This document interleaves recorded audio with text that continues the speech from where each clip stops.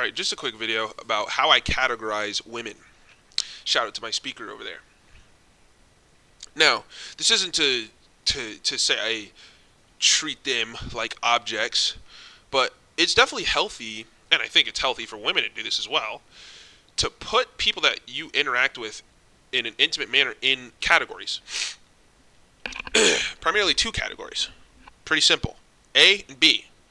Category 1 is for me, so as a man, I'm straight, so I'm just going to use women as an example, but you could use this with whatever sex you prefer. Sorry, I'm having allergies. I was talking to some men tonight. Let me do a little prefacing. Sorry, a little prefacing. Okay, I was talking to some dudes tonight. Shout out to the dude that probably subscribed to my channel tonight at my job, and I was just chopping it up, and he was like, "Man, you're super insightful." I was like, "Man, check out my YouTube channel. I talk a lot," and we were talking about what I'm about to talk about. So, women. Two categories. One, women who can affect you, and two, women who can't affect you. And you have to be very, very strict with these categories. You can't let one slip into the other because you'll fuck up.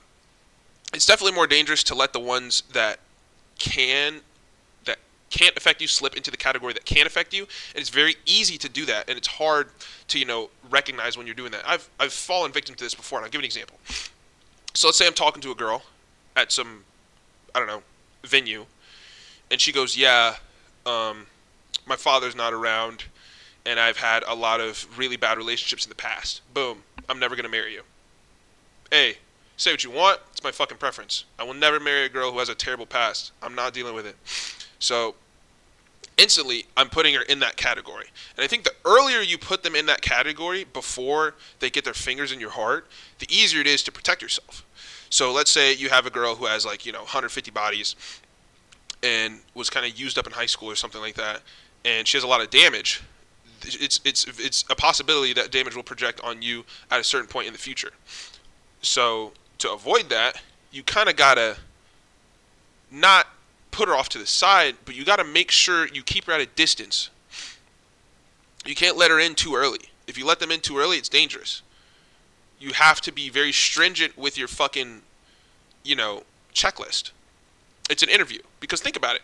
You want this person, especially in a relationship, it's different if you're just fucking or whatever, but if you want a relationship with this person, dude, you need to be super, super stringent. You cannot fold on any of your standards, or else you'll pay the price. And it happens all the time. I've done it before. I've done it a lot. And I've learned from my mistakes. That's why I'm kind of talking about it. It's because, these are things I've learned. It's like, you got to keep these categories straight. If she says something you don't like, boom. Instantly. And it sucks because it's like, fuck. I thought you were the one. But you got to be strong. There will be another one. It was just on my mind, man. Because, and you'll notice, over time, it'll be easier to pick and choose the right woman for you and where you can find her because she's out there. And I think observing the failures of others, or not the failures, the misfortunes of others, is a good way to, figure out what to look for and what to not look for. Not what to not look for. Look for everything. But you definitely got to develop a kind of checklist. It's not anything stupid like fucking she needs to be 5'2". It's kind of something like she has to be responsible. Is she responsible for things that she's done previously? Is she disciplined? Shit like this is things that you have to see in a female. And in a man. Keep in mind, I'm talking about both sexes here. I'm just straight. I don't fuck guys. So, fucking, yeah, man, the categories are super important, and you have to keep them in that category. Don't let them slip out. So if there's one in a category where they don't have control over your heart, you can't let her say something that affects you. You can't let that happen. You can't be thinking about her, why didn't she text you back? That shit, that shouldn't be happening with one of the girls that's in that other category of, B category of, girls that can't affect you. If they're in the A category, they've passed all the tests up until this point, and you have to, what's the word I'm looking for? You have to kind of,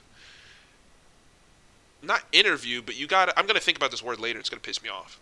But you got to be very, particular with your wants and your needs. And you have to know these before you kind of get into the dating game. If you're fucking around, whatever.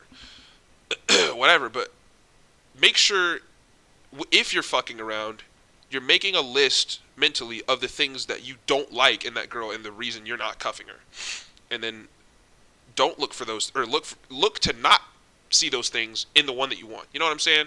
So if you're fucking around, you're doing whatever you want, or if you're just like hanging out or whatever, and there's girls around you that you don't like, recognize why you don't like them, and then make a list. You don't have to physically make a list, but you know what I'm saying? Be observant.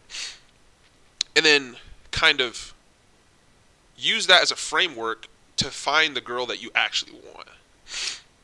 I think that's the best way of doing things. This category shit is really saving me a lot of energy, time, and space in my heart. So, yeah, I just want to talk about that real quick.